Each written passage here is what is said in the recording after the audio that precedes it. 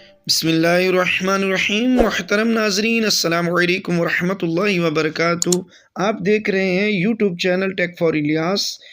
Subscribe کیجئے، bell icon لازمی دبائیے، video کو لائک کریں اور ثواب کی نیت سے شیئر ضرور کیجئے۔ آئیے سماعت کیجئے کلمہ طیبہ کے 4 فضائل۔ نمبر 1، خوش نصیب کون؟ حضرت سیدنا ابو ہریرہ رضی اللہ تعالی عنہ سے روایت ہے، انہوں نے عرض کی، یا رسول اللہ عز و جل صلی اللہ تعالی علیہ وآلہ وسلم، قیامت کے دن آپ صلی اللہ تعالی علیہ وآلہ وسلم کی شفاعت سے بہرہ مند ہونے والے خوش نصیب لوگ کون ہوں گے؟ فرمایا، اے ابو ہریرہ رضی اللہ تعالی عنہ، میرا گمان یہی تھا کہ تم سے پہلے مجھ سے یہ بات کوئی نہ پوچھے گا، کیونکہ میں حدیث سننے کے معاملہ میں تمہاری حرص کو جانتا ہوں۔ قیامت کے دن میری شفاعت پانے والا خوش نصیب وہ ہوگا جو صدق دل سے لا الہ الا اللہ کہے گا۔ سبحان اللہ۔ دوسری فضیلت، فرمایا افضل ذکر و دعا۔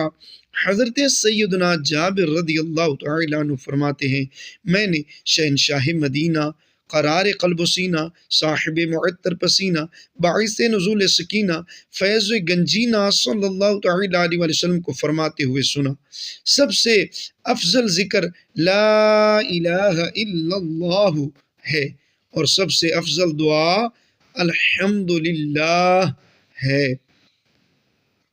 نمبر 3، حضرت آسمانوں کے دروازے کھل جاتے ہیں۔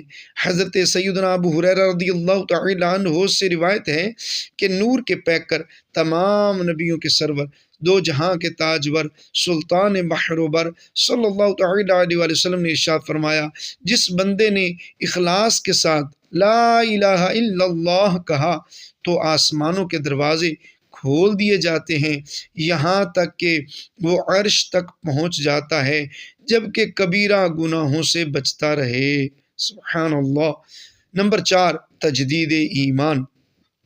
حضرت سیدنا ابو ہریرہ رضی اللہ تعالی عنہ سے روایت ہے کہ سید المبلغین رحمت للعالمین صلی اللہ تعالی علیہ وآلہ وسلم نے فرمایا، اپنے ایمان کی تجدید کر لیا کرو۔